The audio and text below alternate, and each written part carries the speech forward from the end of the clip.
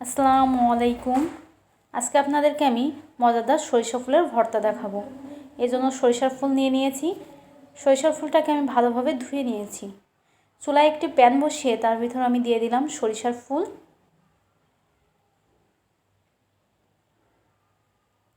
এবার দিয়ে দিলাম ৮-১০টি কাঁচামরিচ ফালি করে।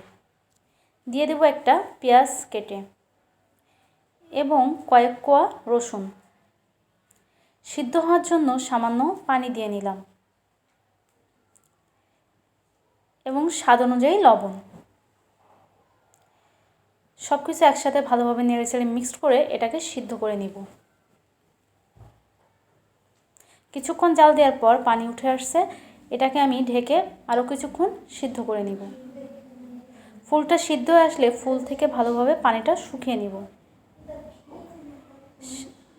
সিদ্ধ করা ফুলটাকে আমি ঠান্ডা করে নিলাম। পাটায় হলুদ সরিষা নিয়ে নিলাম। এবার এটাকে আমি ভালোভাবে বেটে নিব।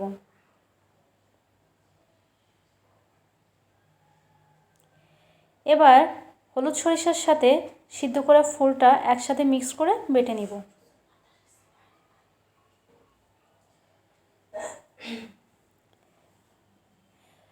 বাটা ফুলের সাথে সামান্য তেল মিশিয়ে নিব। হয়ে গেল মজাদার সরিষার ফুলের ভর্তা। বাসায় আপনারাও ট্রাই করতে পারেন। ধন্যবাদ। আল্লাহ হাফেজ।